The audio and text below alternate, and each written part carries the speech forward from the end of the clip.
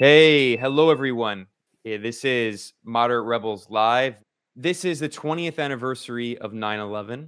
So today we're joined by, I think, really someone who's the perfect guest to discuss this. We are joined by Asad Abu Khalil, who is a professor, academic, a brilliant scholar. He teaches at the University of Southern California, Stanislaus, right? Did I get that right? California. No. California State University, Stanislaus. California State University, Stanislaus. There you go. You almost said North Dakota. Yeah, go ahead. And he's in the political science department. And you might know Asad Abu Khalil because he used to run a blog called Angry Arab. It's a very fun blog. And he's very active on Twitter and is the author of several books and is all around an actual expert on West Asia, that is the Middle East. Unlike all of the fake experts we constantly see in mainstream corporate media and in think tanks and in academia. So today we're going to reflect on the 20th anniversary of the September 11th, 2001 attacks and the millions of victims of the so-called U.S. war on terror, because so often when there are these reflections on 9/11, it's only a discussion of the 3,000 Americans who died and not the millions of people whose lives were destroyed in the so-called U.S. war on terror and the constant terrorism, the state terrorism that the U.S. has waged around the world after 9/11. So it's hard to begin a discussion like this because it's hard to know where to begin. I have some thoughts that I want to talk about today, specifically about how the U.S. empire exploited 9/11 to wage all of these wars around the region. We'll talk in a little bit about the revelation by this top U.S. general, Wesley Clark, that the so-called policymakers in the U.S. had plans to wage wars on 7 countries in 5 years. They didn't do it in 5 years. It took longer than 5. But those countries they targeted, including Libya, Syria, Iraq, Lebanon, and Somalia and Sudan, those countries were targeted for regime change wars, color revolutions, and actual wars that destabilized them. So we're talking about 20 years of extreme bloodshed and violence. And this is something that was entirely preventable, always. But of course, it was a coherent policy decision made by the U.S. government and forces within the George Bush administration. And it was bipartisan that leads us to today, where you have many of those same forces who waged those wars have been totally rehabilitated by the Democratic Party, and many of them were even seen as the so-called resistance against Trump. So that's my overall, I mean, that's a very short overview of what my thoughts are on the last 20 years, but I'm definitely curious in what you guys think as well. Well, I mean, I remember September 11 very well. I was only 13 years old in Lebanon, and this was when the United States overthrew a democratically elected government in Chile. And I think the first September 11th... Exactly, the first September 11th.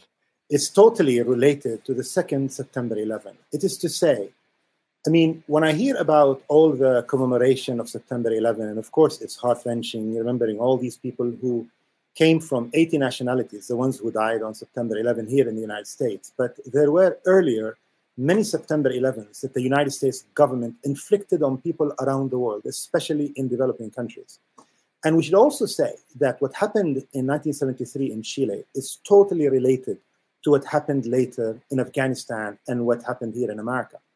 By that, I mean that the United States, even people on the left here in America, they say, well, we started wars on the Middle East on September 11 after the bombing in New York City and so on. That's not true. I think it is fair to say from a historical perspective that the United States has been launching through the CIA covertly and through its armed forces overtly and through its client armies and militias throughout the region, permanent, continuous wars since the 1950s, from the days of the Dulles brothers. People forget that September 11 is a repercussion of the Cold War, when the United States made its bed, and clearly with the religious fanatics of the Muslim world. This is a time when socialists around the world, in Chile, in the Arab world, and everywhere, were under attack by the US reactionary forces. in support with other reactionary forces in all facets of society. You have the corporate world, people like George Soros, the sinister campaign that he participated in throughout Western and Eastern Europe in order to demolish and undermine the power of socialism and communism. You have also the church. We now know that the Catholic Church was totally in bed with American covert operations in Eastern Europe in order to undermine socialist regime. In the Middle East, it's the same story. The United States has been deploying troops, fighting wars throughout my childhood. I was born in 1960, throughout, uninterruptedly. Even before I was born, in 1958, the United States deployed the Marines in Lebanon. They deployed them in 58, people rarely remember that, in Jordan as well, because they were fearful for the collapse of monarchies throughout the Middle East after the collapse of the Iraqi monarchy. And every war in the region, whether it's between two countries or internal civil war, whether it's northern Iraq, whether it's the Lebanese civil war, whether it's the war in Jordan 1970, and whether it's the southern Sudan, whether it's Western Sahara, and whether it's Yemen in the 1960s, the United States and Israel were always in bed, involved heavily in all these wars. And the biggest element of these wars during the Cold War was the United States was so concerned about the rise of communism and socialism. And they decided to fund and arm most conservative, religious, misogynistic elements of society. And they did that with Gulf regimes in order to undermine the power of the left. So they went around the world and they formed the United States, Saudi Arabia, and Pakistan, they formed an internationalist, religious, fanatical army, from the ranks of which were spawned Taliban as well as Al-Qaeda. I mean, that is the story that is rarely mentioned here in mainstream Western media. It is not that the United States decided after September 11, for the first time in its innocent history, to go and invade Afghanistan. It has been invading, overthrowing government, 1953 in Iran and elsewhere. The United States always was on the side of most reactionary forces, and two, smashing any attempt or desires by people for democratic change. Even in Western Europe, I mean, we now know that the United States was covertly intervening in free elections in Europe, like in Italy. They were dumping so much money into the reactionary Christian Democrat in order to prevent the rise or the victory of the Communist Party. I'm sure they did the same in France. I'm sure they did the same in Spain, everywhere else. And look at Iraq. In Iraq, long before the Saddam phenomenon, he came to power, in the 1960s, the United States was cooperating with the Ba'ath Party because they were against the communists. And the Communist Party of Iraq was one of the most popular party in the Arab world. And the same they did in Sudan after 1970, where they participated in a campaign of terror against the Sudanese Communist Party, which was one of the most massive popular parties in the Arab world. So it is in that context we have to remember that the United States basically was hit on September 11 by forces that were reactionary and fanatic and were raised and armed and sponsored by America and its allies in the Middle East. I remember in the 1980s, I mean, we on the left, I was still an activist, leftist activist in Lebanon, late 1970s, early 1980s. I mean, in the war in Afghanistan, we were all on the side of the communists. And I say that today with total pride. We were with the communists in Afghanistan. Yes, these were the people who were pushing for women's rights, for secularism, and they were fighting the most reactionary, conservative forces in Afghan society. Which side the United States was on? Certainly on the side of bin Laden and his comrades, on the side of religious fanatics from the ranks of which came the Taliban and others. And September 11, in that sense, was these forces that America raised got out of control because they felt in their own mind, they brought down the Soviet Union and they wanted to bring down the United States, and that was part of their campaign. But let us also remember that the Taliban by 2001 were only recognized by 3 regimes in the world: Pakistan, UAE, and Saudi Arabia. It is no coincidence that all 3 are clients of the United States. Let us remember that the Taliban negotiated directly before September 11 with the US government. And just yesterday, the US government and military were praising the Taliban in Afghanistan. I mean, this is why these shifts and turns are not astonishing to anybody who grew up in the Middle East, who've seen how the United States always subverts efforts of democracy, women's rights, and human rights. Yeah, the 9/11 attacks, I think, woke a lot of people up in my generation who were born in the United States to the history of the U.S. in the Middle East and to the concept of blowback. And for me, the book that I published in 2019, The Management of Savagery, was, I wouldn't call it autobiographical, but it was very much a personal book. It was about a recollection of my experiences since 9/11 and everything I've learned about almost 20 years since, about why the attack took place and, you know, what has happened since, the implementation of a sort of plan for destabilizing the Middle East that we'll talk about. And, you know, you've touched on all of the aspects of it, from the dirty war in Afghanistan to what the U.S. has done to destabilize Iran, what the U.S. did in the 1980s in Lebanon. All of these foreshadowed what was to take place on and after 9/11. But let me just ask you, Assad, on a personal level, I mean, you're teaching inside the United States. You were targeted by not just right-wing elements, but, you know, you had this sort of now legendary clash with the neocon comedian Bill Maher on Real Time. Or what was He's a comedian? He's a comedian? Well, unintentionally. Exactly. Unintentionally. I mean, I don't really see him do comedy right now, except, you know, to mock himself, but, or when he, you know, shines Netanyahu's shoes. But, you know, he was posing as the politically correct guy, but what you were saying was actually politically correct. You were going against the official agenda of, at the time, the most popular president in U.S. history. George W. Bush was polling higher in Gallup polls than any other president. And you were facing down all these Hollywood B-listers. You talk about liberal Hollywood. They were expressing the mood in Hollywood, which was exterminationist toward not just Afghanistan, but toward anything in the Middle East.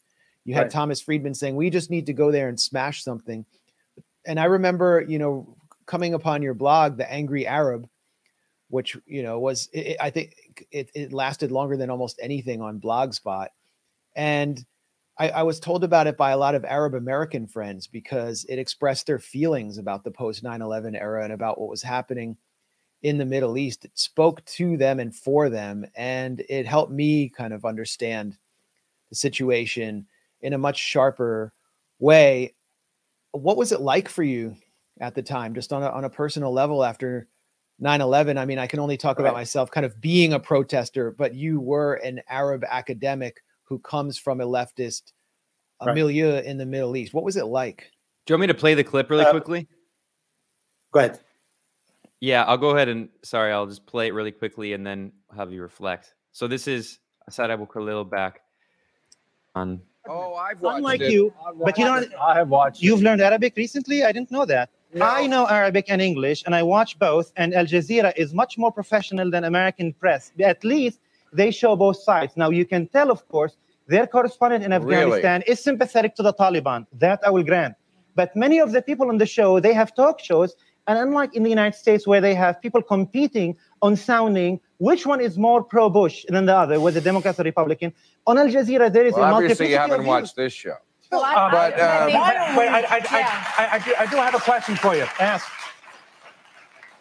Isn't this woman trying to target all of the Middle East and give, you know, and say that we are not a war-mongering people? As you are dropping bombs. But that's not. Well, now hold on. I think there was a reason. Hold up. Well, Attorney, that we're the aggrieved party here. We were the ones attacked. Why are we worried about their hearts and minds? They should be worried about ours. Who is this guy? Well, the U.S. attacks every day. We're on the moral high ground. We've got the world on our side. More bombs. We got smart bombs. Hold on. Whoa. One at a time. We got smart bombs. With a certain group of people in the that country. people who were behind the attacks, which are widely condemned and should be condemned by everybody because they're an act against humanity, are the terrorists of bin Laden and cohorts. Correct me if I'm wrong. No, I haven't heard any of the Taliban leaders have been killed. I heard the son of one of the leaders, 10-year-old boy, was killed. I did not hear that any of the Qaeda leaders were killed except one that everybody recognized. So who are the ones who are being killed? Innocent civilian. Yesterday, one house was destroyed by one of those really hard not to do drops. that. But you see, what I want to press on the audience, and it's very easy to get a cheap audience line and applause now, is the following. The president says you're either with us or against us. The surprise is not. Most Arabs and Muslims are against both. And you can be, and it seems to me it's a morally superior position, you can be against bin Laden, the terrorist, and also against the war. And if you really want to eradicate terrorism, you should stand in opposition to this war, which will only compound the problems and in the future may produce, so we should just more take it. No. We should just let it slide, huh? Let's go back to the Just PR take right it. Incredible. And then Richard Kind, who was like this kind of, he was like the dad on the Wonder Years. He really badgered you. He was really in your face, kind of basically telling you to leave the country. I mean, this clip reminds me of a lot of the time. It also makes me miss my hair, which was much thicker than now. But what I remember vividly is I mean, I hear people. I saw that on TV yesterday, as rarely as I watch American news. They were talking about how we came together on September 11. No, you did not come together. You were overtly racist and you were overtly divisive. I remember Edward Said called me during those days about the climate of fear among all Arab Americans. And I remember at that time, I felt an obligation that I need to accept any TV interview request. And indeed, I went on all of them, Fox News, MSNBC, and so on. And what is never mentioned is how many death threats and how much violence was inflicted on innocent people, including Sikh people, because for ignorant racists, they were unmistakable to Arabs. And I also remember that a few days after I appeared on that show, I came to my office here in California, and I found somebody with industrial glue sticking a giant American flag on my office door.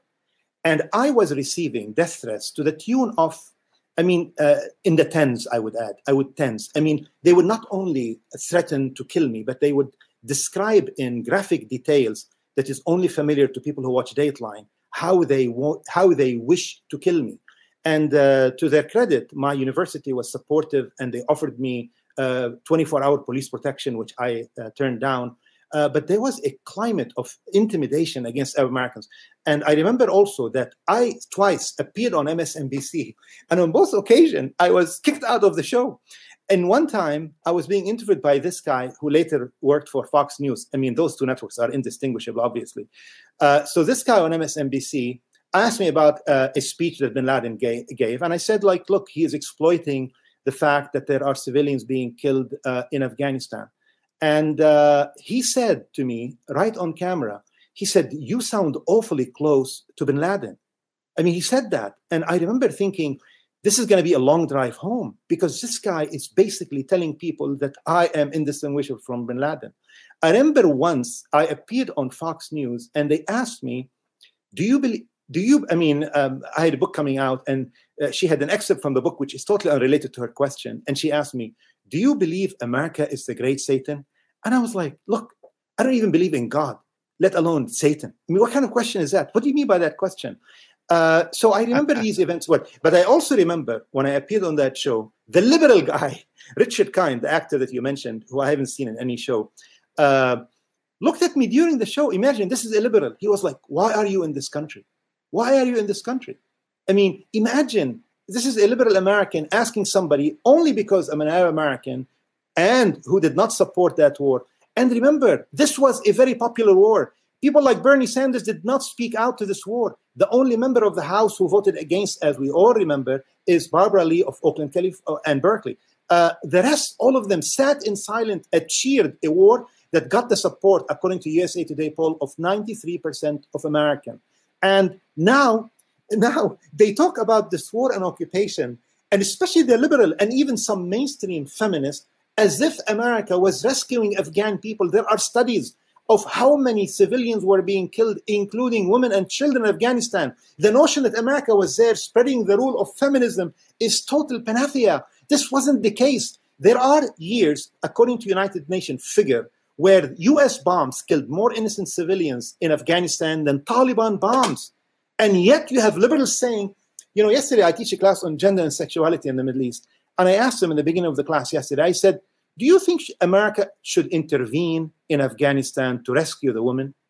And all of the people in the class, including liberals, were saying, well, you know, we should intervene. Should we send special forces? And they were coming out with nightmarish military solutions. And I paused and told them, you realize you are discussing scenarios of colonial rule. That's exactly what colonialism was about. They would go to countries, they would demolish government, they would uproot people, they would eradicate crops, all in the name of civilizing them, of making them better. And there are people here in America who believe that the bombs we drop on other countries are to their advantage. And even America's soft power kills people, and I mean that literally. I remember during those times, whenever I spoke about Afghanistan, I reminded them, during that war, some PR people who were hired from Madison Avenue in the State Department, and they were supposed to improve the image of America in the Arab world. So they thought, yes, we are dropping bombs in Afghanistan, but how can we improve our image for Muslims? So they decided, while they drop bombs, they also drop shipments of rice and beans, food to the people. And there was a great fanfare in the media of the United States. America is dropping food for the people of Afghanistan, people in remote villages. But within a few weeks, we realized those shipments were killing people. They did not even bother to make these shipments to be small. There were these gigantic crates that they were dropping them on remote villages, and innocent people were being killed by them. So this is America's soft power. Yeah, one of the remarkable things about that appearance and your appearances on Fox News was that you were allowed on at all. I mean, you would never be allowed in the studio audience of a Bill Maher show today, nor would I. Right. No one reviewed the one mainstream review of my book, The Management of Savagery, was in some neocon rag in the UK to attack it and try to discredit. And then they started talking about my Twitter account. So, I mean, the media has changed. They're at least they would bring on someone to sandbag them from the other side. Today, it's good just point. It's completely, a monotone of good point. Liberals saying things that we previously associated with neocons. And of course, the atmosphere of triumphalism and maximalism fell apart after 9/11 when Americans started coming home in body bags and they saw a real insurgency. But to your point about the kind of neo-colonial aspect of humanitarian interventionism, well, the history of the 1980s was not well understood by the American public after 9/11. And I think that was more important than the history that was presented to them, which was more recent, which was Yugoslavia, Bosnia, this supposedly clean, good war where ethnic Albanians were freed from ethnic cleansing by the U.S. Air Force and NATO, and no U.S. soldiers died. And Samantha Power was there on the ground relaying these dispatches back about the need to liberate these people. But if we go back to the 80s, it was the U.S. that was essentially involved in the directly involved in the oppression of women in Afghanistan through warlords like Jalaluddin Haqqani, Gulbuddin Hekmatyar, Burhanuddin Rabbani, the professors that the CIA was actually supporting on the campus of Kabul University as they were throwing acid on women's faces because the U.S. wanted to roll back Marxism in Afghanistan at the time. I mean, the relationship goes back longer than the 80s. And it was the Soviets who were providing what you would call a liberal space for gender equality inside parts of Afghanistan. I mean, when people bring out these black and white pictures about how women attended college and so on, these are, these are credit to the Soviet communist regime in Afghanistan. And I think we should not be ashamed of saying that. The only regret I had, and I wrote a long article in Arabic about that a few years ago, is that we on the left, we communists and socialists around the world, we did not do what we did for the Spanish Civil War.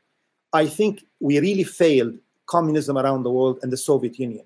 We should have established an internationalist brotherhood and sisterhood of fellow-minded leftist, communist, anarchists worldwide, and organize an army of volunteers to go, like the Lincoln Brigades here in America for the Spanish Civil War, and send them to Afghanistan to fight these fanatical religious hired guns by the United States and Saudi Arabia and Pakistan and UAE, and try to prevail, That would have really the changed. Anarchists were waiting for Rojava to join the U.S. Marines in Syria, so I don't know if they would have been part of that coalition. But I should mention this, Max. When it comes to anarchism in the Middle East, in the Arab world today, I don't even use the term, because I now realize that even communists and anarchists in the Arab world are basically mimicking Western liberal discourse. For that reason, I never use that word anymore. Communism in our part of the world and anarchism has been totally distorted. I see the account of the few anarchists from Lebanon, and they are more grotesque than right-wing accounts I have. And they suffer from the disease of the white man worship syndrome more than liberals and right-wingers in the Arab world. But that's another topic. Don't get me started, please. Or maybe get me started. Yeah. That's the work of George Soros. Yeah. I mean, George Soros. I mean, look, I am very aware that George Soros is being used by anti-Semites in the West as a scarecrow. I'm aware of that. And there are anti-Semites in Hungary and in the United States who obsess about George Soros. I get it. However, there is no denying that George Soros has been involved in reactionary campaign since the time of the Cold War and afterwards. I know that from the Arab world.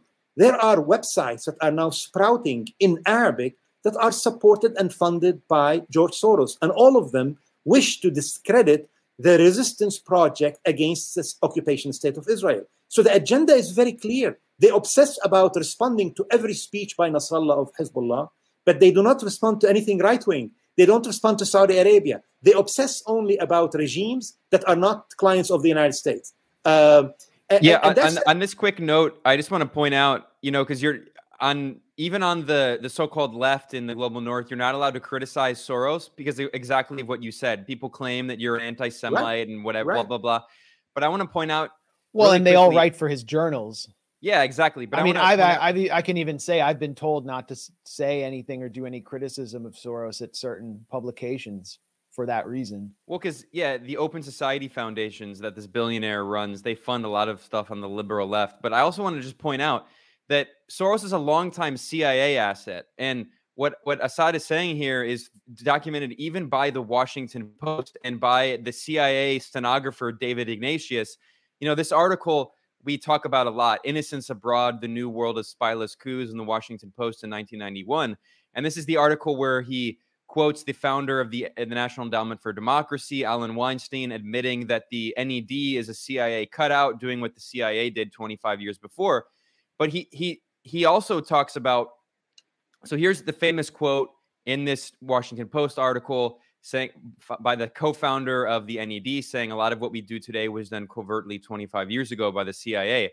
But what's less known, because people often don't read the full article, is it names several other organizations that were key CIA assets involved in the so-called color revolutions, that is the coups across Eastern Europe, overthrowing the socialist governments.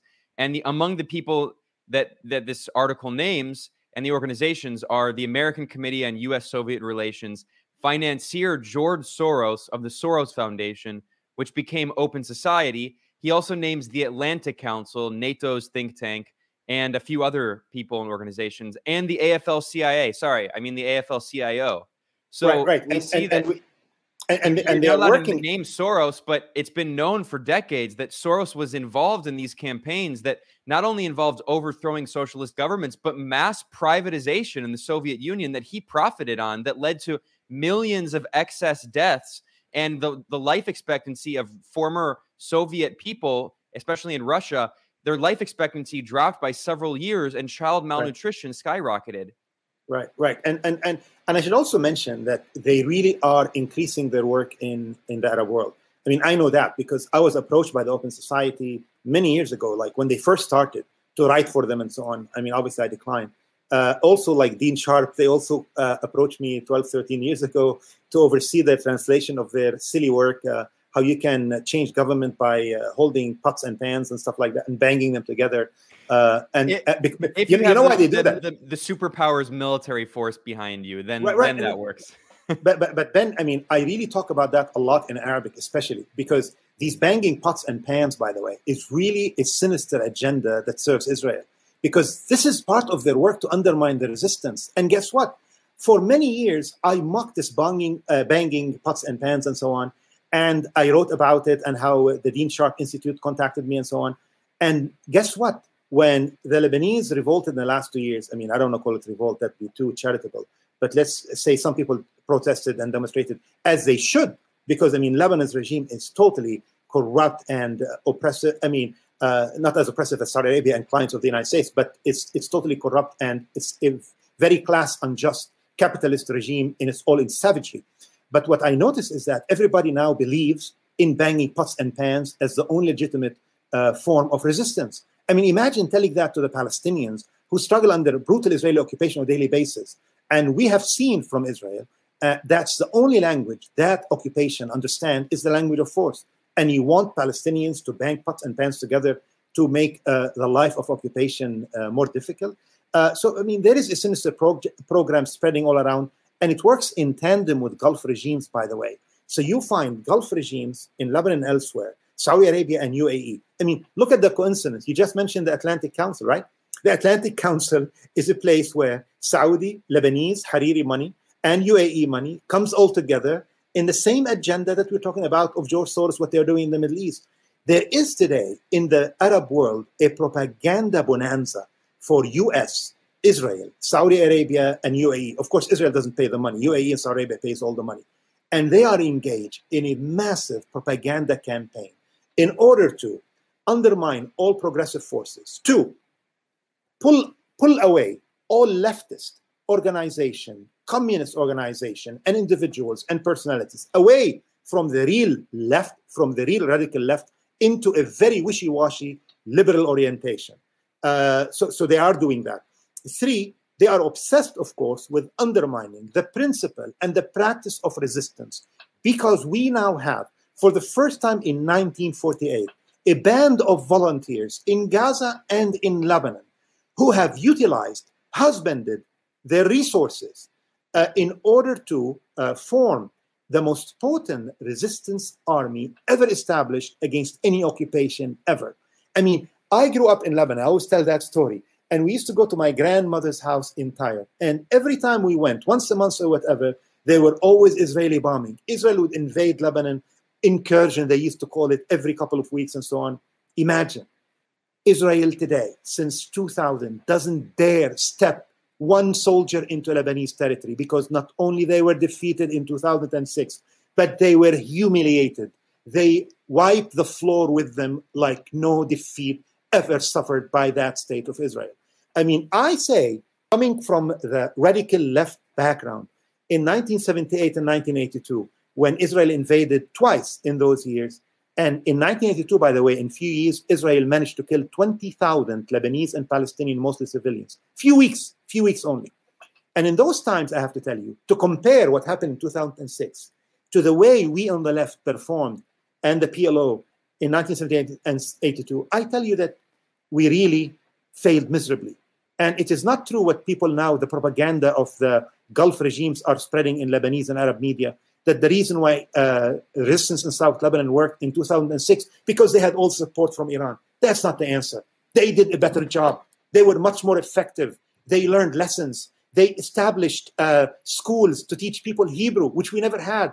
And most importantly, I mean, we had more abundant resources. We were getting arms and money, the left and the PLO, from all around the world, the Soviet Union, East European governments, Cuba, Algeria, Yemen, all these countries were, Iraq, were showering the PLO and the Lebanese left with all these money and arms and so on.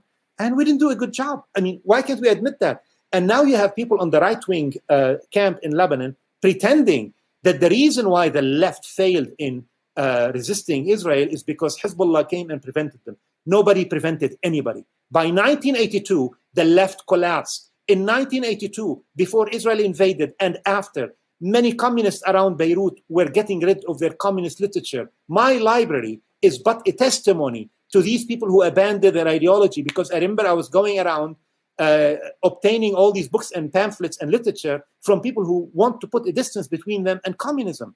I remember the era well. So now there's a great story. So I say in conclusion, the American propaganda in tandem with UAE and Saudi Arabia is like I have never seen. It is probably comparable only to the propaganda against Nasser in his heyday in Egypt, because Israel was really bothered by his regime. Unfortunately, his regime performed miserably on the battlefront because he basically trusted the management of the Egyptian army to his buddy, who basically was a buffoon. Well, and Israel also did a surprise attack that destroyed Egypt's air force overnight, right?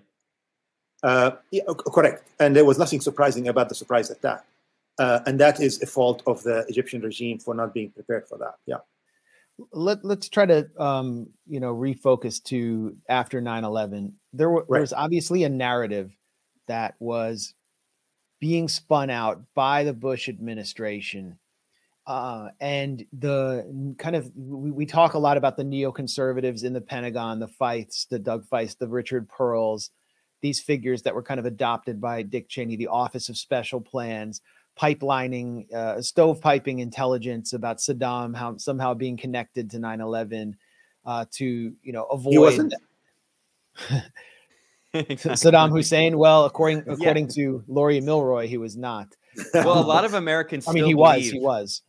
A lot of Americans still believe that Iraq. Then, according to Laurie Milroy, who was, whatever happened to Laurie Milroy?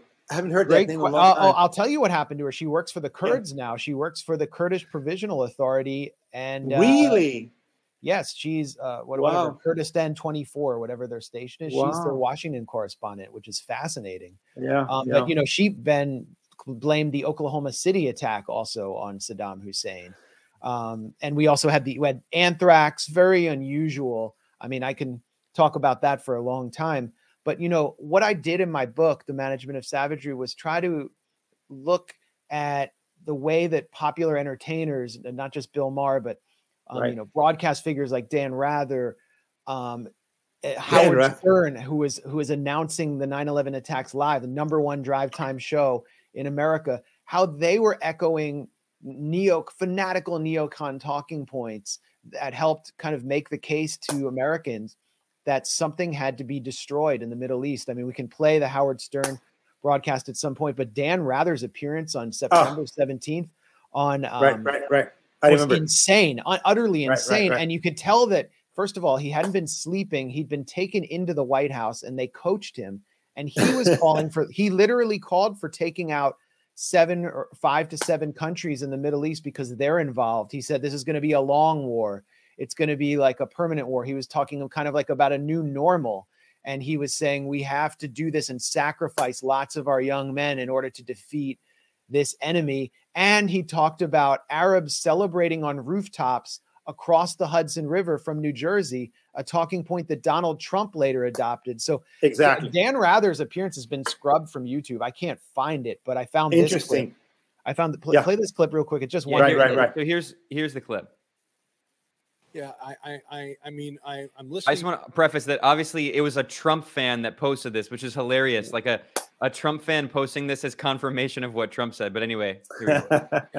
That's that evidence. I'm listening to what you're saying, but do you know anybody alive today who is capable of that? I mean, it's so aberrant and so far afield of what we regard as the human experience. How can it exist at a level large enough to be of any consequence, for God's sake? I don't have the answer to that question. I come back to some evil is just, it can't be explained. Are these people happy? Can't be explained. Are they joyous now? Are they celebrating? Oh, absolutely. They're celebrating. Let him explain it. This has not been confirmed, but there's several live reports that there was a cell, one of these cells across the Hudson River, and they got on the. This is the falafel cell. I don't know this for a fact, but there's several witnesses who say this happened. They got on the roof of the building to look across. They knew what was going to happen. They were waiting for it to happen, and when it happened, they celebrated. They jumped for joy. And they wore towels on their head. It was a great triumph. It's inconceivable to me and to you, but David, this is what we have to understand. There are different people, Dan. We're not dealing with human beings. Thing we dealt with in any war we've ever fought before, because we've never dealt with these extraterrestrial of hateful to the. Yeah, we've never dealt with. Ben, keep that on screen real quick where it was. Ben, okay. Let me say about that, Rather. Before Assad reacts, this is what Dan Rather said. This will be long. Right. The casualties will be greater. Right. Keep it right there. We've suffered casualties, but there will be more. When we send our sons and daughters into this kind of war, into the twilight zone that they're going, there will be great casualties. So it was not just neocons. It was mainstream figures like Dan Rather, who said, tell me where when my president says to line up, I say where. And they were prepping the country for this 20 years of catastrophe. I mean, I got introduced to American TV news when I first came to this country, because I remember that Dan Rather was the biggest cheerleader for the Afghan Mujahideen. Do people remember? I always post that picture. I love it. When they called him Gunga Dan. Right. When he donned what he thought was Afghan folkloric clothing, and he was cheerleading the Mujahideen that he would sneak into Afghanistan to fight against the Soviets and so on. I know people at CBS News who said the only reason you should watch Dan Rather is to watch him maybe at one point crack live on the air. I also remember on September 11, the very same day, what's his name? Tom Brokaw of NBC News. And within minutes of the first or the second plane, he said, "It is time that we reconsider our freedoms here in America." That was his first reaction. This guy is a journalist. And by the way, notice that the sexual harassment cases against Tom Brokaw has all been scrubbed in the media, just as they were for none other than Elie Wiesel. You won't find anything about that, by the way. Suddenly they disappeared. Anyway. Yeah. So I mean, Ben, you were talking earlier about, you know, this incident with Wesley Clark. Wesley Clark had been the U.S. Supreme Commander in Europe, and he revealed a lot about the neoconservatives, not just after 9/11, but after the first Gulf War. But you know, there's a clip of him I think we should play to really highlight how 9/11 was essentially, well, in the Project for a New American Century, this call for benevolent hegemony by William Crystal and the guy, I'm forgetting his name, but he advised Hillary as well as Mitt Romney, the neocon.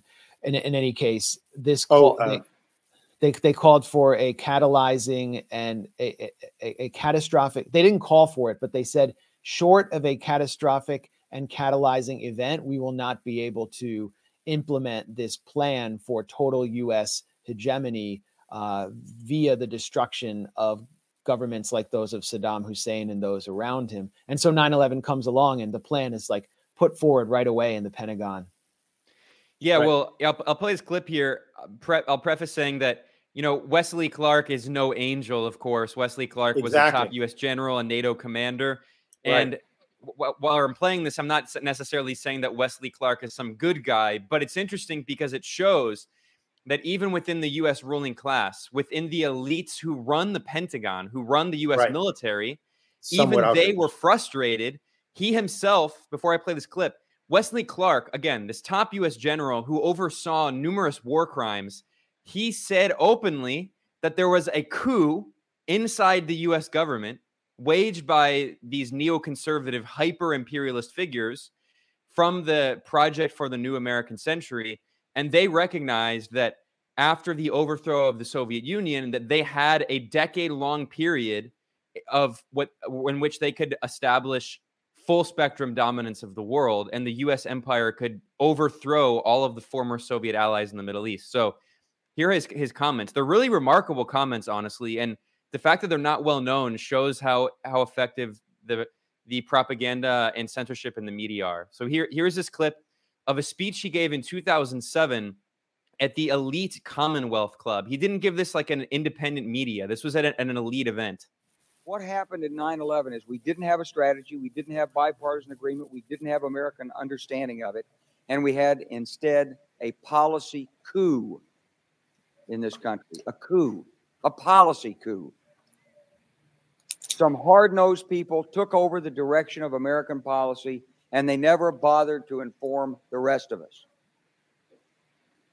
I went through the Pentagon 10 days after 9/11. I went back there to see Don Rumsfeld, and he said, I just want to tell you, he said, nobody's going to tell us where or when we can bomb. Nobody. He said, I'm thinking of calling this a floating coalition. And I went downstairs. I was leaving the Pentagon, and an officer from the Joint Staff called me into his office and said, I want you to know, he said, sir, we're going to attack Iraq.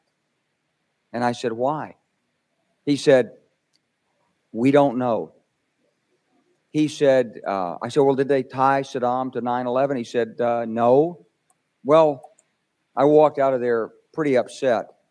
And then we attacked Afghanistan. And then I came back to the Pentagon about 6 weeks later. I saw the same officer. I said, why haven't we attacked Iraq? We still going to attack Iraq? He said, oh, sir. He says, it's worse than that. he pulled up a piece of paper off his desk. He said, I just got this memo from the Secretary of Defense's office that says we're going to attack and destroy the governments in 7 countries in 5 years. We're going to start with Iraq, and then we're going to move to Syria, Lebanon, Libya, Somalia, Sudan. Quick note. I just want to point out, and I'll play playing this clip because he says some more important things, but look at this list of countries: Iraq, Syria, Lebanon, Libya, Somalia, Sudan, and Iran. Iraq was destroyed by the U.S., overthrown in a war, obviously. Libya still has a failed state 10 years after the 2011 NATO war. Syria has been devastated by a dirty war for 10 years. Lebanon, as we'll talk about, and as Assad mentioned, Lebanon has been devastated by destabilization campaigns, constant U.S. meddling. Somalia has a U.S. failed state thanks to U.S. meddling. Sudan last year had this kind of like color revolution kind of thing and immediately restored relations with Israel and now allows Israel to fly flights over Sudan. And Iran is the only country that is still standing, notwithstanding endless attempts by the U.S. to overthrow its government. So and today is the anniversary of the Benghazi attacks, I should mention. Yeah, so it took longer than 5 years. The famous quote is 7 countries in 5 years. It took 20 years, but I mean, they succeeded in almost all of them except Iran. But anyway, we should also add, Ben, we should also add that all these countries were also bombed many years before by the United States in the 1980s, by Israel and or the United States. Somalia, the US was involved. Libya was bombed by the Reagan administration. Lebanon was bombed in 1982 to 84 by the US Marines who were deployed in Lebanon. Syria was bombed as well. Iraq, as I said, before the sanctions even, they were covert operation, the Israelis and the American over there. I cannot think of one Arab country in which Democrat and Republican administration did not engage in covert or overt operations there. Exactly. So that's why I was prefacing. I mean, Wesley Clark is a Democrat. He has a vested political interest in kind of exaggerating the internal conflicts between the right-wing, neoconservative Republicans at that Correct. time and the Democrats. Although now, of course, Democrats and neocons have basically merged, and like the Hillary Clinton neoconservative Democratic model is basically mainstream. But anyway, I'm just going to play. There's just another brief clip here because he says a few important things that I think are important to understand 9/11 and the war on terror. And Iran. I said 7 countries in 5 years. I said, is that a classified memo? He said, yes, sir. I was so stunned by this, I couldn't begin to talk about it. And I couldn't believe it would really be true, but that's actually what happened. These people took control of the... And then here he continues really quickly. He specifically names the Project for the New American Century and their plans to reassert control over what had been Soviet allies. And I realized then it came back to me.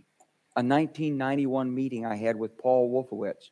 In 2001, he was Deputy Secretary of Defense, but in 1991, he was the Undersecretary of Defense for Policy. It's the number 3 position. So just emphasizing this, Wolfowitz was the number 3 position in the Pentagon under George Bush's father, George H.W. Bush. Pentagon.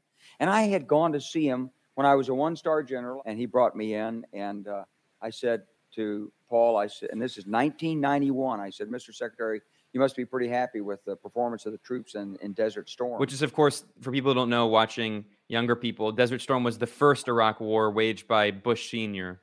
at the time. And he said, well, yeah, he said, but not really. He said, because the truth is we should have gotten rid of Saddam Hussein, and we didn't.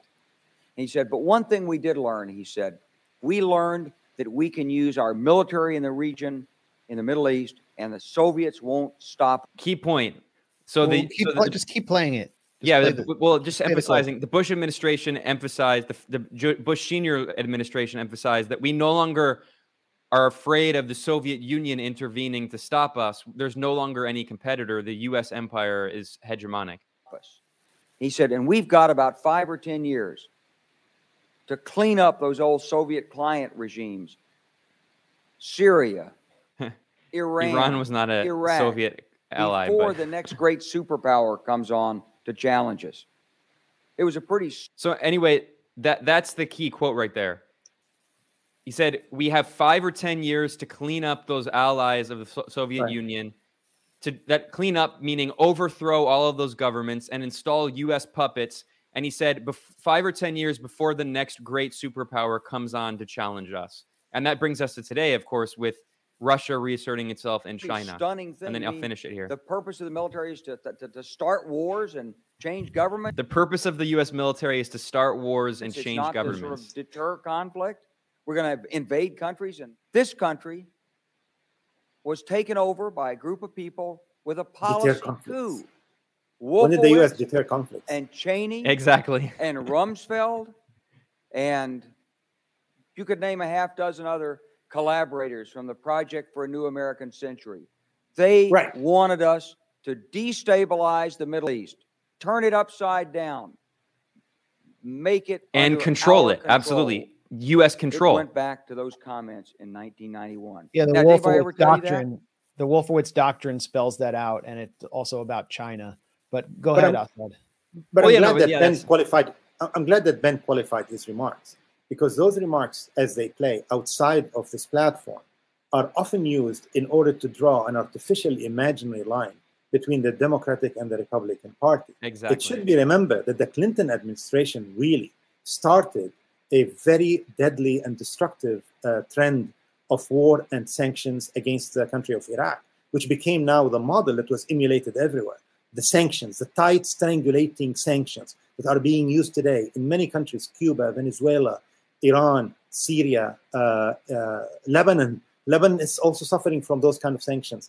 And we should also mention that the Obama administration is a classic case where the liberal, like Samantha Power and Ben Rhodes, were indistinguishable in their advocacy for war and destruction from the neocons that we all talk about. We should make their names as famous as Bill Kristol and David Frum and the others. Ben Rhodes, actually, I mean, he admits this in his book. He advocated that the United States take a better, softer view to Al-Qaeda. I mean, here we are on September 11, and you have a liberal Democrat who still works for Obama. He admits that he has a soft spot for Al-Qaeda, the organization that was behind September 11. If only the American people are aware of these facts. The people who were behind September 11 were championed by liberals in the Obama administration. And they were the ones who were advocating the overthrow of a government in Libya, and the country has not recovered since. This is the legacy of liberal. Liberal wars are indistinguishable in their destruction, in their racism, and their colonial agenda from conservative Republican wars. And when it comes to war and destruction and racism, I mean, this country is united on a bipartisan model, which has basically let the people of the Middle East and Latin America continue to suffer, regardless who's at the helm at the White House. It doesn't make a difference to them. Just like Palestinian people, they don't give a damn about whether who rules them in Tel Aviv. Because it doesn't make a difference whether the left or the right or the center, is in power. Yeah, just really quickly, because I had forgotten the name of the co-author of the Project for a New American Century, because so many facts are spinning around and factoids, but it's Robert Kagan, right. Went on to advise Hillary Clinton and did a fundraiser for her here in Washington, D.C. during the 2016 campaign. And where is William Kristol now, the son of Irving Kristol, who brokered the neocon alliance with the Republican Party? He's part of the Democratic Party. He's fully welcomed within Democratic circles. Yeah, I wanted to point out, MSNBC did one of the most insane segments I've ever seen about how Bill Kristol is now woke, and he was hanging out with the rapper Fat Joe. Well, is our last show of the year mentioned, and it's been a year. Here's Ari Melber. And Ari Melber's from The Nation. I used to know him, and you can keep playing it. Just keep playing it. United, as I've mentioned, and it's been a year when America was often divided. So here on The Beat, we do try to bring people together. And many of you have told me one of your favorite pairings involves times when we've united conservative Bill Kristol, a prominent member of George Bush Sr.'s squad, with progressive Fat Joe, the most famous member of the Terror Squad. I remember the first time they came on together during our first year, Fat Joe was calling in by phone to the control room. We were talking about Eminem's criticism of Trump's immigration plan with Talib Kweli, and Kristol said he was honored to even be mentioned in that conversation. I want to say shout out to Fat Joe and to Chuck as well, because they've been activists in this hip hop thing for a long time. You're not shouting out Bill Kristol? And Ta-Nehisi Coates I've seen Bill Kristol on TV, but I don't know a man like that yet. So, okay. Hey Bill, we don't know you like that. I'm speechless. What can I say? I'm honored to be even mentioned. And maybe we didn't know Bill like that, but this was the year that many people began referring to woke Bill Kristol, a tribute to the idea that people do evolve, and Trumpism, like a lot of challenges, adorable. Can create strange bedfellows. And we learned this isn't just for political junkies. Fat Joe told me his fans now approach him to ask about Bill Kristol, and they clearly clicked when we had them back on the show together. And Joe taught woke Bill about what it means to be lit. Can I tell a story about man, Bill I'm Kristol? happy to be back with Bill. So, I mean, that says everything, that this Bush-era neoconservative, who was a key figure behind the Iraq War, has been so rehabilitated by Democrats that he's now lauded on MSNBC as woke and is hanging out with liberal rappers. I mean, it's absolutely Orwellian. It is incredible. I just want to tell a story about Bill Kristol and his resume as far as fighting communism. In the early 80s, a professor of mine from the American University of Beirut, a brilliant Palestinian historian, his name is Hanna Batatu, left Beirut and was basically was lured for jobs here in the United States. And University of Pennsylvania approached him, and they offered him a tenured position there. Bill Kristol was there a professor of political theory at the time, and he mounted a national campaign against this Palestinian historian who by that time did not write a word on Palestine just because he was a Marxist. And he succeeded in actually vetoing his candidacy. He later on moved and was hired by Georgetown University. Well, that's what the Weekly Standard consistently did. The magazine of the official magazine of the neocons that Bill Kristol started plowing tons of industry money was demonize Palestinians, demonize Palestinian professors, demonize any activist who supported Palestinians. And now you can see he's woke. Bill Kristol, he never recanted his support for the Iraq War. He never changed his views. The Democrats just decided we're going to be neocon because of Trump, who took on the Iraq War in a nationalist way and actually said, well, why is Saddam, so evil? Like, we have a lot of killers here in this country. Trump punctured the American exceptionalist mentality in so many ways. So of course the neocons came running back to their home base. But this harmony and this amusing camaraderie between the liberals and the neocons is actually useful for us, right? Because all along over the years, we have been saying that they are indistinguishable. It's the same agenda. And we were arguing against lesser of two evil and so on, this silly argument. And they are making our points, right? On all the issues that we advocate against and so on, those two are in bed. I mean, Samantha Power, Ben Rhodes, and those kind of characters, it's the same. They all want war. And Ben Rhodes in his book basically said, my policies in the Middle East were validated because I met this woman in an elevator and she was Arab and she told me that we are on the right track. And so, that's the level of argumentation and documentation. Yeah. It's even worse than saying like my Arab friend told me, because it's some random woman he just met in the elevator. Right. This random Arab I met told me. Or a cab driver. Yeah, I mean, the Tom Friedman clip of "Suck on This" was sort of something everyone talks about that.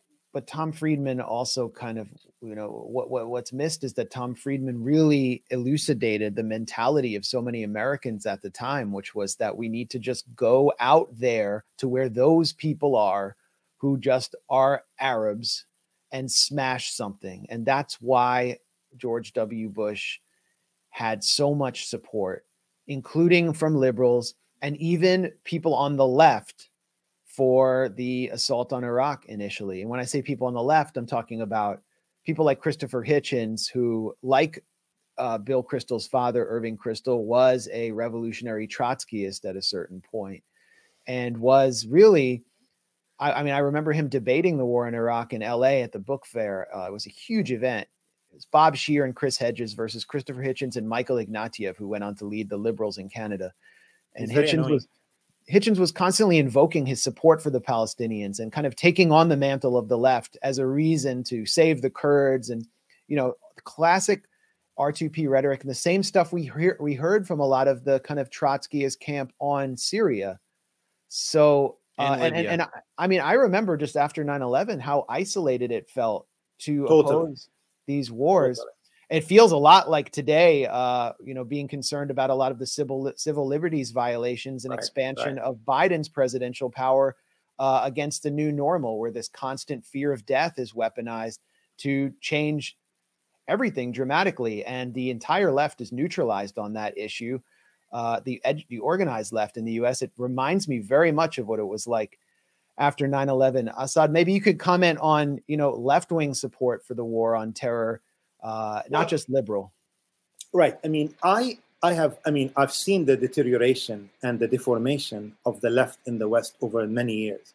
I mean, it came to light in 1990-91, where many on the left, you know, came out in support of the Western wars. I'm thinking about the British academic who wrote the book Arabia Without Salt, Fred Halliday, for example, among many others. They came out in support of the war. I mean, that's when the left really splintered. And there was a left that became very useful for Western war empire. And Christopher Hitchens, unfortunately, was one of those. I debated Christopher Hitchens right after September 11, and I couldn't believe the extent to which he sounded outright racist. And I told him that. I mean, he couldn't debate an Arab without making all sorts of generalization about religiosity and the stereotypes about Arabs and so on. And also, I should mention that even despite his support for the Palestinian, and Edward Said, by the way, distanced himself from him in his later years, Christopher Hitchens was always lacking credibility as a reporter. And I've often mentioned that on my blog. This is a man who claimed that he met Abu Nidal. How did he meet Abu Nidal, this most secretive, shadowy figure of the Palestinian? There were no pictures of him, even by Americans or the Israelis who were looking for him. He said, because I was sitting in a cafe in Baghdad, and he was sitting at a cafe next to me. I mean, the idea of Abu Nidal hanging out in a coffee shop in Baghdad is so funny to anybody who knows anything about the organization or about Baghdad at that time. But that's Christopher Hitchens. But what I see in the Arab world today, there is clearly, I mean, I don't have details or evidence, but clearly there is a Western sponsorship of a brand of the left whose connection to the left is only past history. I mean, all of us who grew up leftists like myself, I know many comrades of mine who were radical leftists in the 1970s and 80s, who now are advocates of reactionary regimes. I mean, I don't want to mention names, and sometimes I mention those names.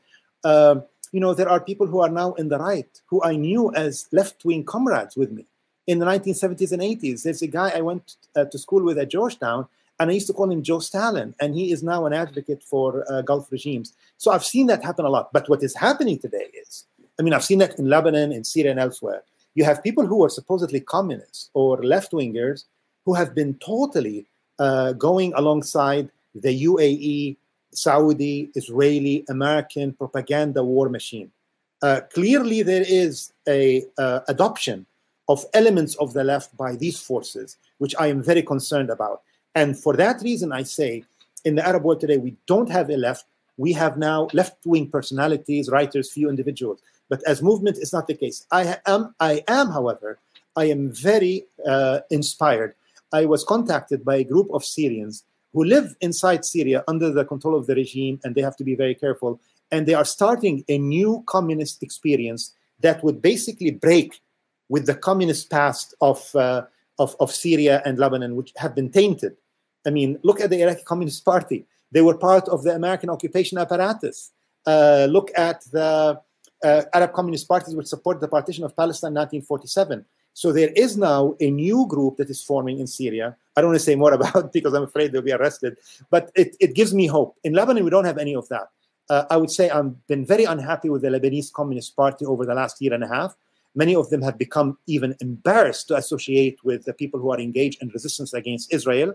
And they even have, to my utter shock and scorn, negotiated and coordinated with the Phalange Party of Lebanon, the party that has been funded by Israel since the 1950, the party that's responsible for the eruption of the civil war, and the party that committed the Sabra and Shatila massacres, which is, in my opinion, totally unforgivable. Well, I mean, you've seen the same kind of astroturfing process internationally with left-wing forces. You've seen, one, the kind of liberalization of a lot of left-wing groups that totally adopt Western liberalism, and it becomes sacrosanct. You can't challenge the norms of Western liberalism. Right. And also coincident with that, which is not a coincidence, is the professionalization through NGOs, through foundation money, and it's all form of counterinsurgency. It's the same thing that happened in the US as well. But in Latin America, where I live, I mean, you see this everywhere, where there's the creation of this kind of respectable, media-friendly, NGO-friendly left, and the so-called leaders work for NGOs that are funded by Open Society and the Ford Foundation and Rockefeller and the Rosa Luxemburg Stiftung in Germany. Tell me about that. And it's the same process of counterinsurgency that we saw in the US, where you create this professional class in the left that knows what boundaries not to cross. And then in the US, those boundaries, of course, are imperialism. You can't challenge imperialism. And instead, what it does is misdirects the left into this kind of liberal cultural politics while ignoring the actual basis of all of these political conflicts going on and totally abandoning anti-imperialism. I think it's the same process in the Middle East. Let me give an example. I believe US propaganda is officially and directly behind the infiltration and infusion in leftist discourse in the Arab world, a new line that I've seen also being parroted in other leftist movements, even in other countries.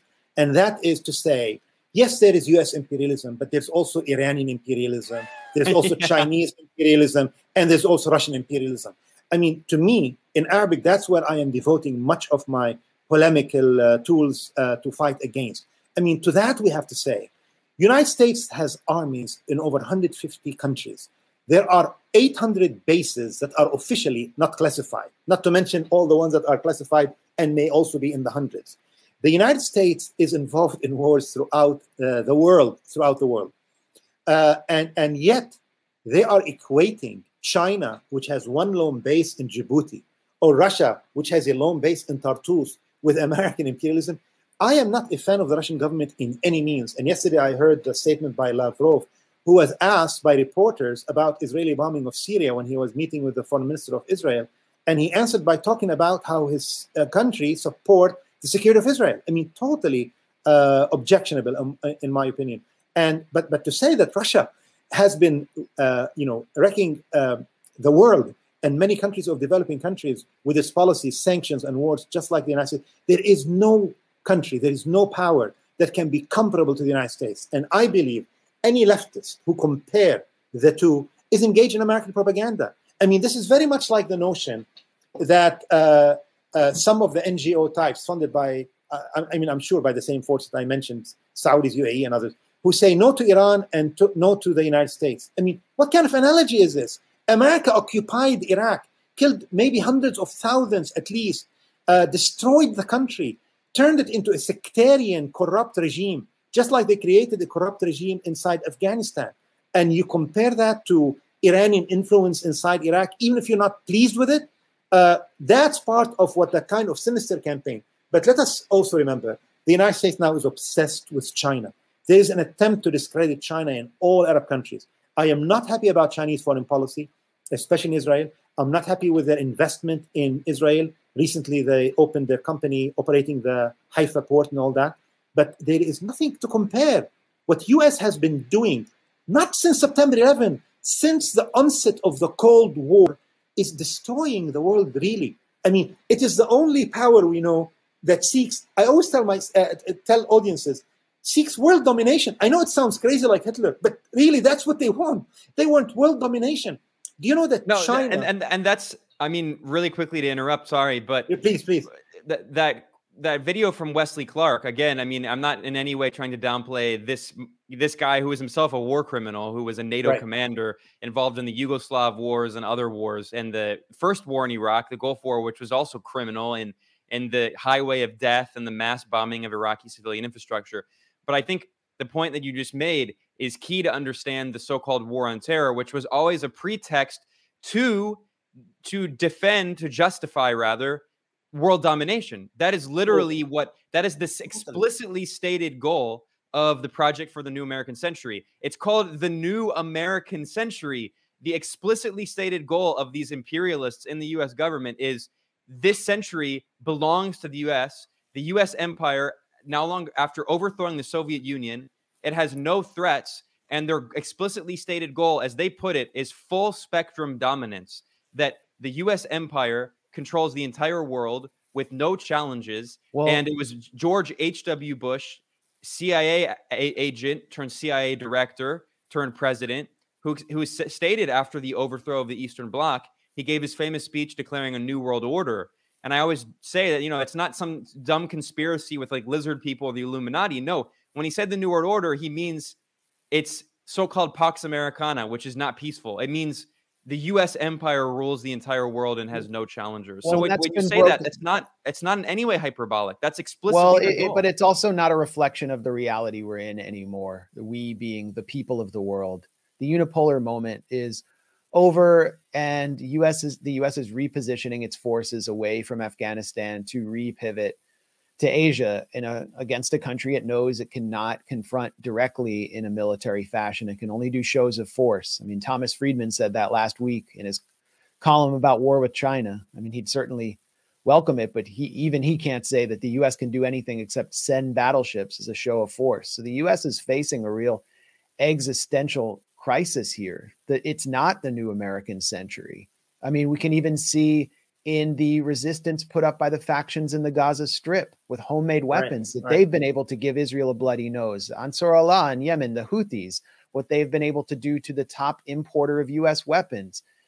It's just obvious. So where this is leading to me is to a different kind of 9/11 style moment where the war becomes an internal war within American society as the U.S. is stymied. And of course, then you do have this great power competition. And Assad, the narrative that you're talking about in the Middle East that you hear, that's the same narrative that pervades many sectors of the U.S. left, that the U.S. and China are both imperialist. And ultimately, in the end, you know, China, I don't live in China. I've never lived there, so I can't comment authoritatively on their system. I grew up in a liberal democracy, but I don't think China is coming to the United States to change our system. But you see people, at least in the more respectable quarters of the left, talking that way. And I think that transfers internationally to the narrative you hear all over in Latin America, the Middle East. Well, really quickly, speaking of all this, I saw this thing yesterday and it blew my mind. This is so crazy. Talking about this, the useful idiots of the new Cold War left who support imperialism. Look at this press release that the U.S. Trotskyite group Socialist Alternative just published yesterday. Socialist Alternative, this is a U.S. organization, by the way, calls on Russian citizens to actively boycott the state Duma election. That is funny. That is funny. This is a U.S. By the way, what the hell is this group? I mean, I thought this was British. No, they're American. Are they like the ISO or what? They're Trots, and they also oppose BDS. I'm not joking. They oppose BDS because they say that it hurts Israeli workers, as they say it. And they constantly publish attacks against us and other anti-imperialists, claiming that we're all Stalinists and claiming that China is carrying out Uyghur genocide and echoing the State Department accusations against China. This is a Trotskyite group based in the U.S., like people who know Shama Sawant. Shama Sawant is from this party in Seattle. That's right. Socialist Alternative. They oppose BDS.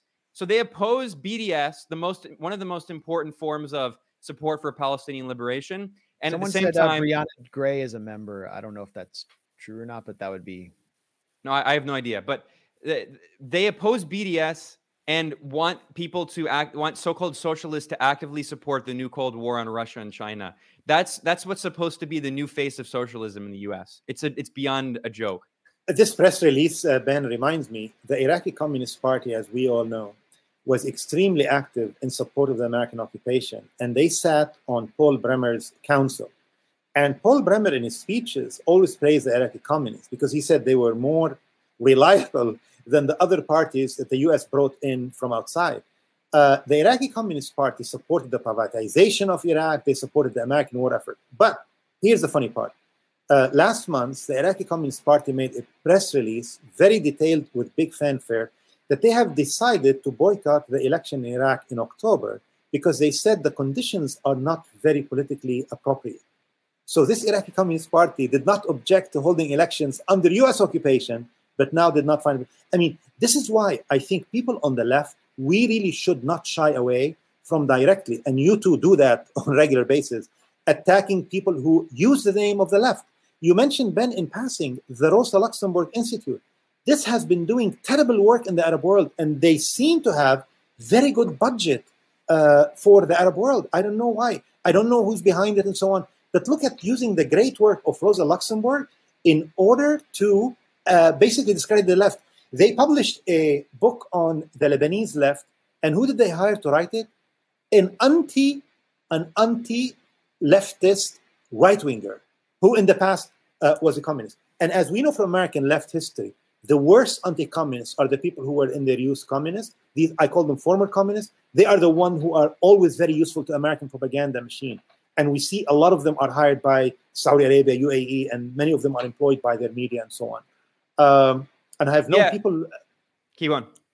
I mean, I have known Arab reporters in Washington who, when I came to America in the 80s, were part of the left and so on, and now they are in the employ of Gulf regimes. So it happened too many times. Yeah, I want to point out this is actually a key issue that isn't talked about enough.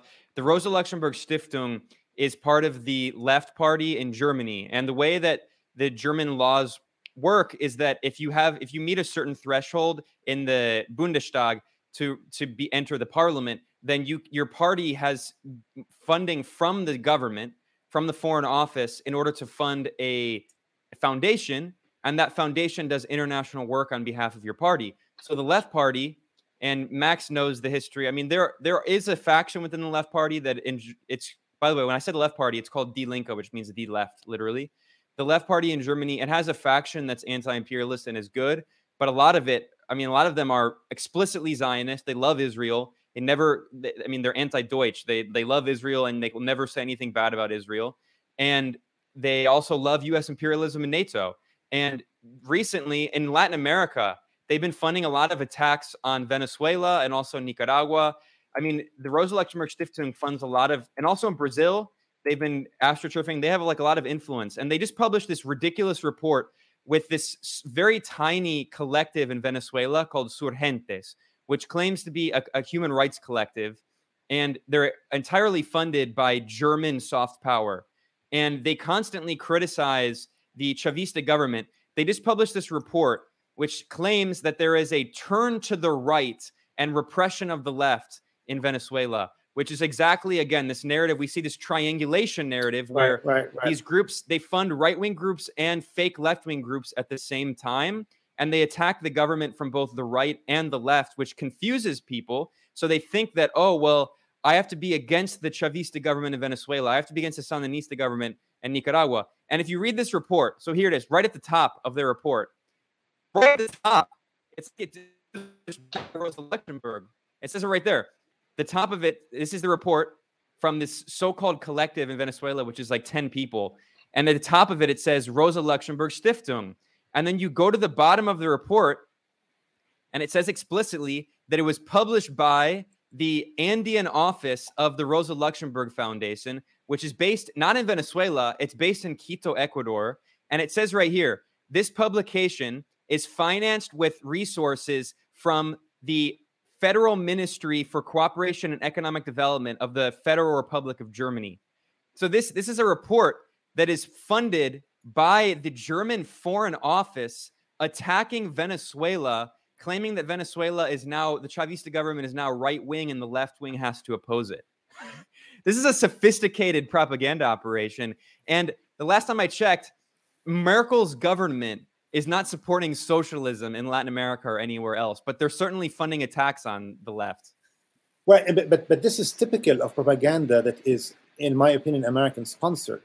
Every country that is subject to cruel and savage sanctions by the United States, be it Venezuela, be it by Cuba, be it Iran, be it Syria, being Lebanon recently, all of them, we notice that people on the liberal side and the right-wingers and some on the left engage in a very similar propaganda talking point, which is American sanctions have no effect whatsoever on the people.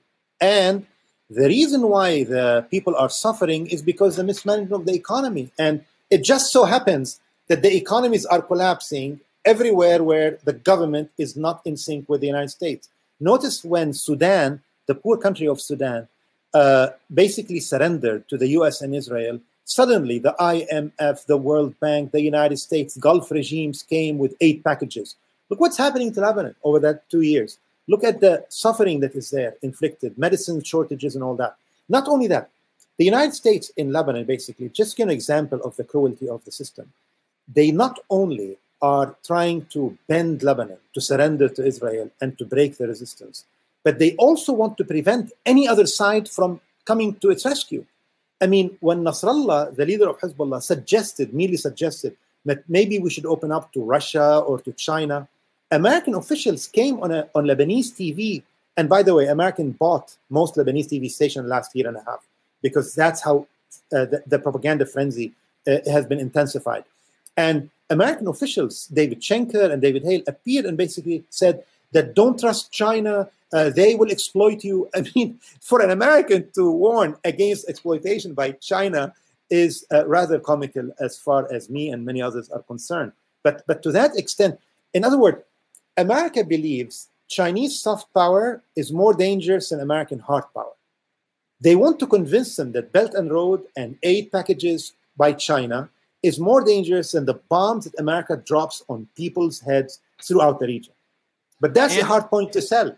And the economic bombs through sanctions. I mean, this point you just made is so crucial. Assad, I saw this hilarious tweet from Steve Hanke, who is this neoliberal Chicago boy economist. He worked in the Reagan administration. His name is Steve Hanke. What is his name? Hanke, right? Oh, okay. I thought you said something else. Hanke. No, I didn't say Honky. Steve Hanke. So he worked in the Reagan White House. They're one of their chief economic advisors. He's a Milton Friedman pupil. Like, he's a total neoliberal economist.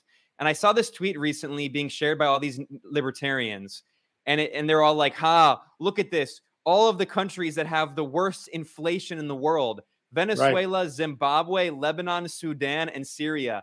And what unifies them? And of course, all the libertarians were like, they're all socialists. And I was like, the last time I checked, Lebanon and Sudan certainly were not anything resembling socialist in any way.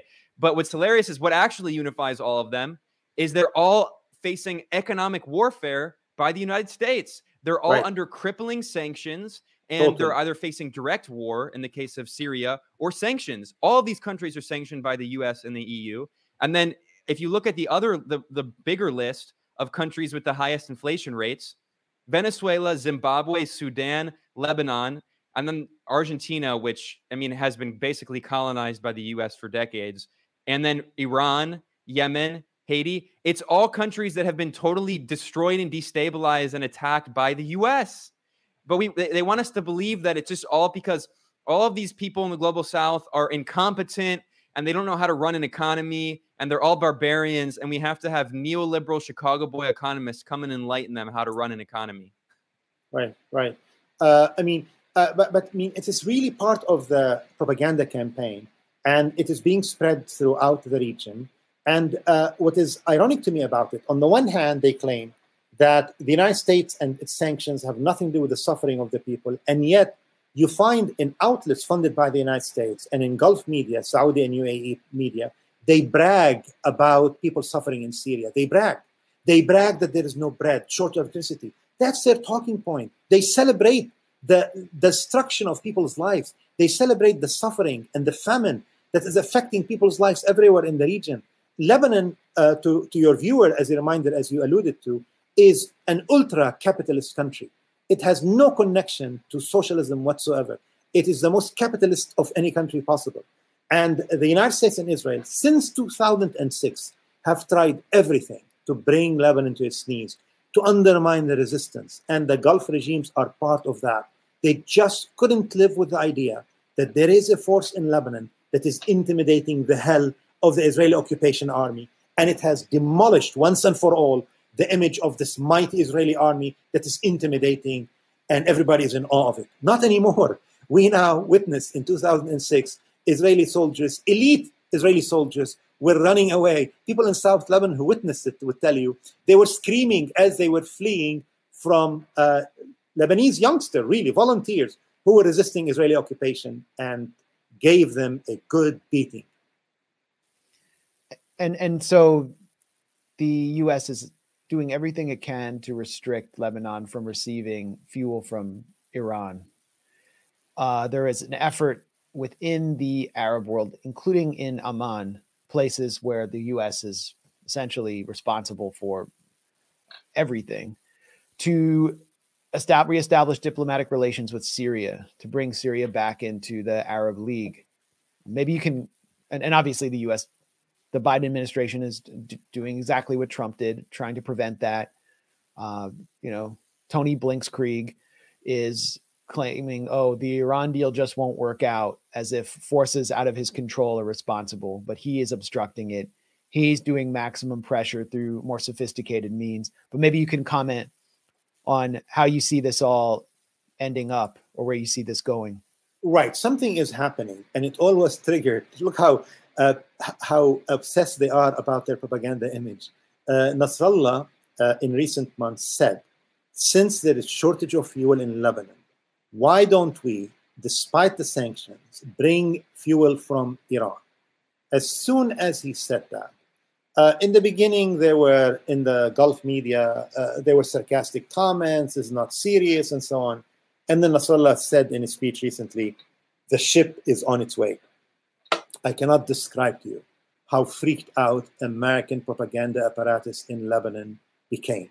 The US ambassador went frantic, and they suddenly said, they held meetings. She called the Lebanese president and said, we now will allow an exemption from the sanctions on Syria if Jordan were to facilitate gas coming into Lebanon to help in the power situation.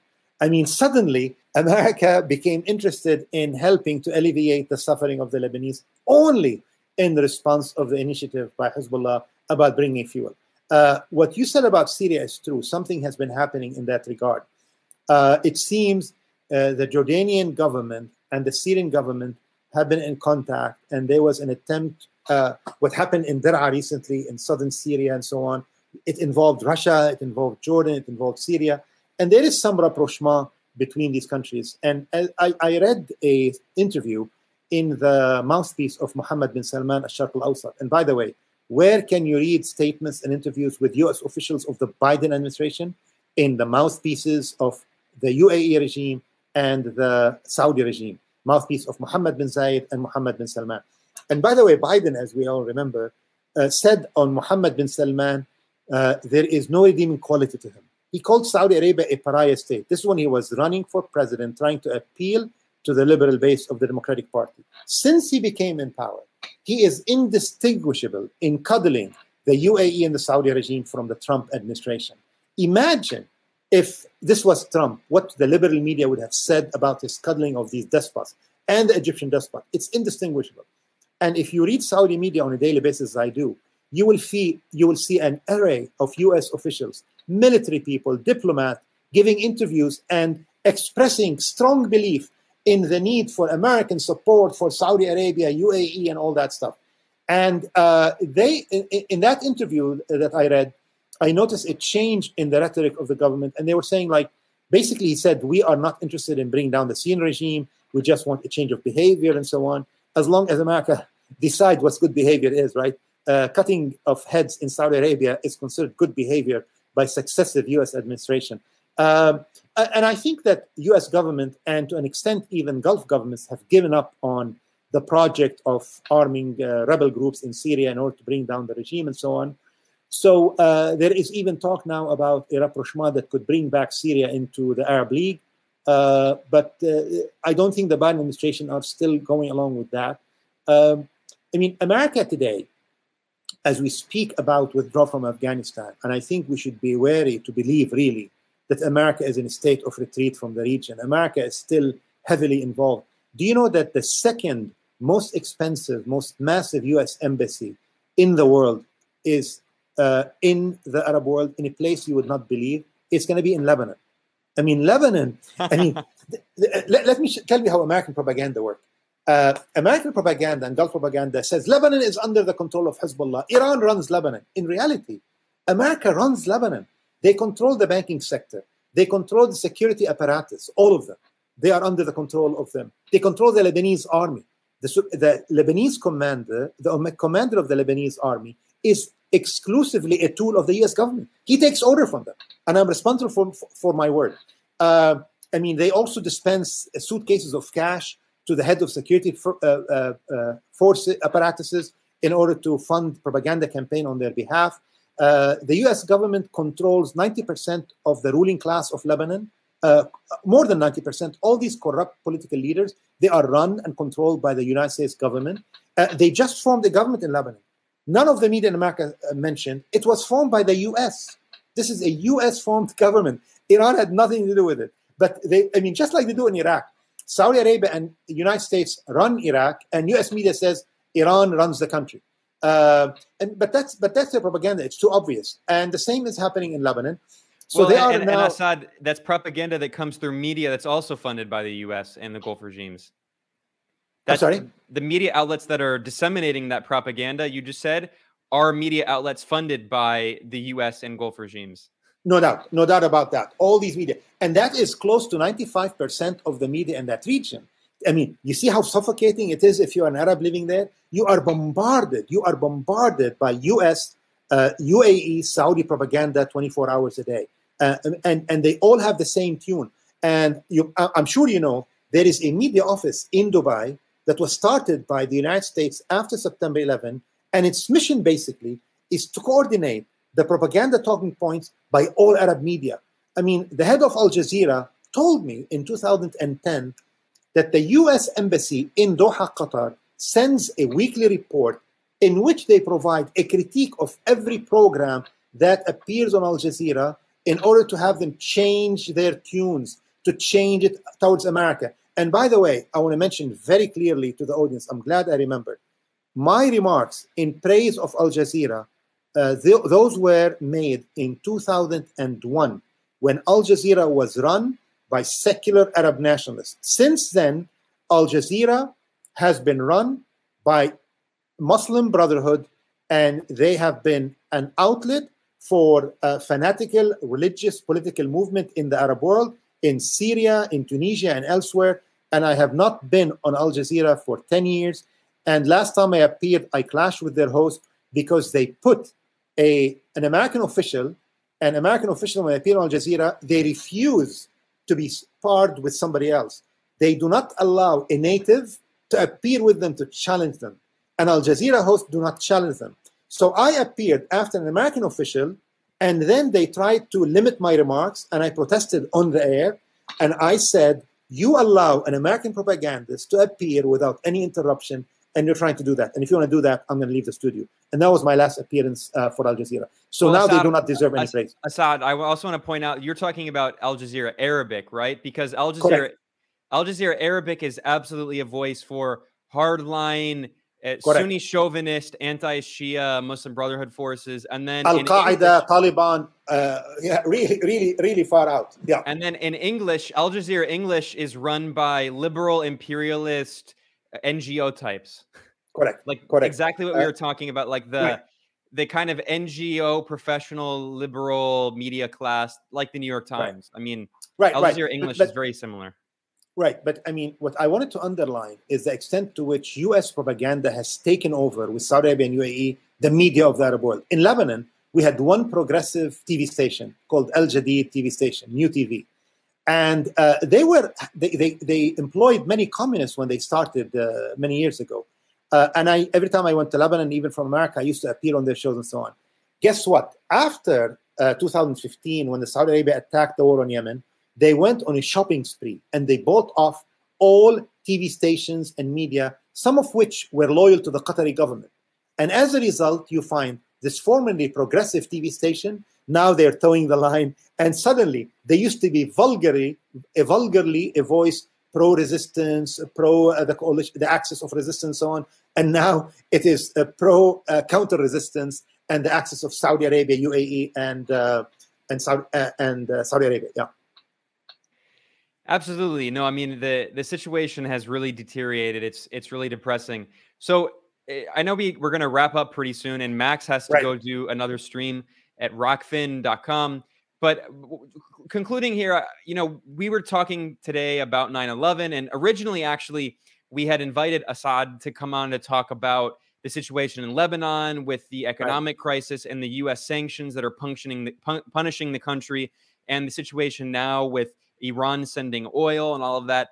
And maybe in the future, in a few weeks or a few months as it develops, we'll have him on again to talk more about that. But, you know, we had to talk about 9/11 today. It's the anniversary. And I think the conversation went really well. And maybe just as we wrap up, maybe we can kind of reflect on what changes we've seen over the past 20 years and where it could go from now, especially in regards to West Asia, the Middle East, because I do think, I mean, this is my view. I want to hear your view, but my view is that after the overthrow of the Soviet Union and the Eastern Bloc, the U.S. government no longer felt, the U.S. empire no longer felt that it had any adversaries that could actually challenge it. And there were no longer any restrictions on just waging these wars around the planet. So you have of course, in the 1980s, even with the Soviet Union, but very weak and very in a defensive mode, you start having the Reagan administration amplifying, escalating its wars in Central America, the Contra death squads in Nicaragua and El Salvador, and then you have the invasion of Grenada, and then you have the invasion of Panama, and then you have the first Iraq war, and then you have the wars to destroy Yugoslavia, and then you have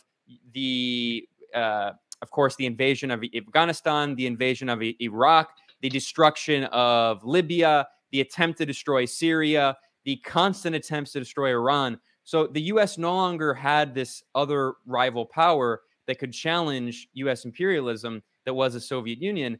And we saw this period of just constant U.S. wars and destruction and turmoil around the world to reassert U.S. imperial control over the planet. And we were just saying a few minutes ago that has shifted in the past few years. I would say that the war on Libya was really a turning point. That was it caused a major political crisis in Russia and China because the government in Russia and China actually allowed the UN Security Council vote to go through that gave this fig leaf of legality to this barbarous NATO war to destroy the state of Libya and to turn it over to Al-Qaeda, the Libyan Islamic fighting group backed by the CIA, and these Mujahideen forces, these far-right Salafi forces that ethnically cleansed and enslaved Black Africans. And in China, that partially led to a crisis that led to the rise of Xi Jinping. And in Russia at the time, it was not Putin who was in power, it was actually Medvedev, and that led to Putin coming back to power. And you saw Russia and China, their foreign policy, as you said, you know, there's certainly criticisms, especially in regard to their support for apartheid Israel.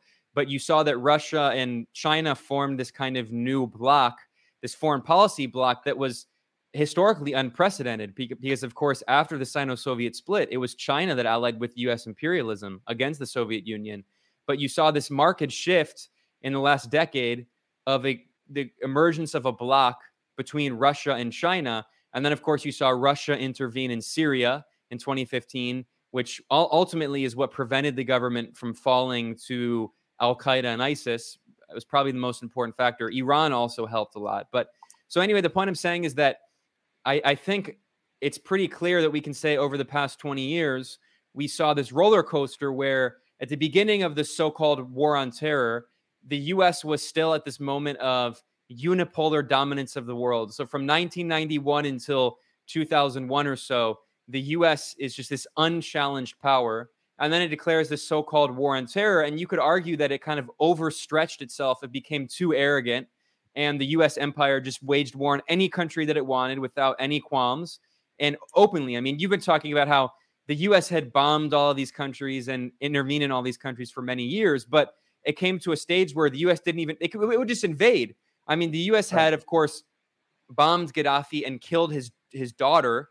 And the U.S. had carried out many different attacks on all these countries in the region. But the U.S. just invaded Iraq and just occupied it with tens of thousands of troops. And that represented a kind of new level. And I think that the U.S. empire met its limits there.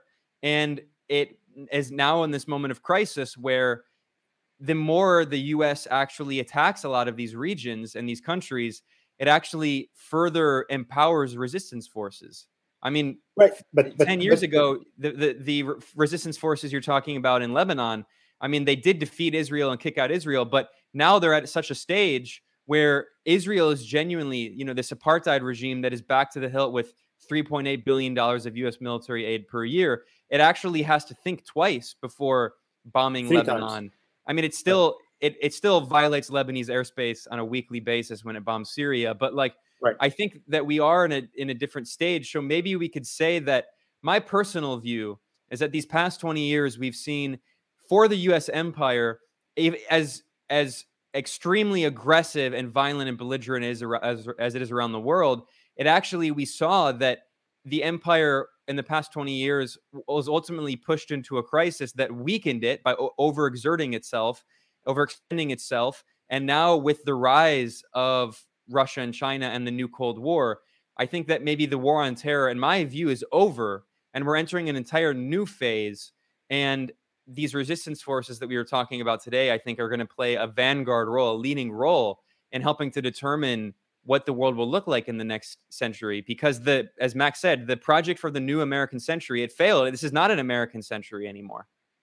Well, I mean, while what you said is true regarding the change of the rules of the game since 2011 and UN Security Council Resolution 1973, that China and Russia finally, belatedly, in my opinion, sobered up about the intention of this empire.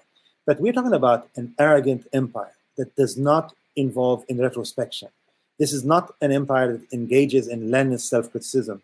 And this is an empire with insatiable appetite. And for that, I think we should be aware of certain caveats. One, the defeat and the humiliation of Afghanistan will not necessarily decrease the potential of an American military adventure, but in fact, it makes it inevitable. It makes it inevitable. The United States is an empire bent on revenge for any small or big defeat. They were humiliated in Lebanon 1982, 1984. What did they do? They invaded Grenada. You mentioned that. And for that, I anticipate in the Biden administration, we're going to hear about some quick invasion somewhere for the United States to rescue its sagging reputation. The second thing is, I think that the United States is changing the way it launches war and dominate countries around the world. What they will be doing more is controlling local armies. Let the natives kill on our own behalf.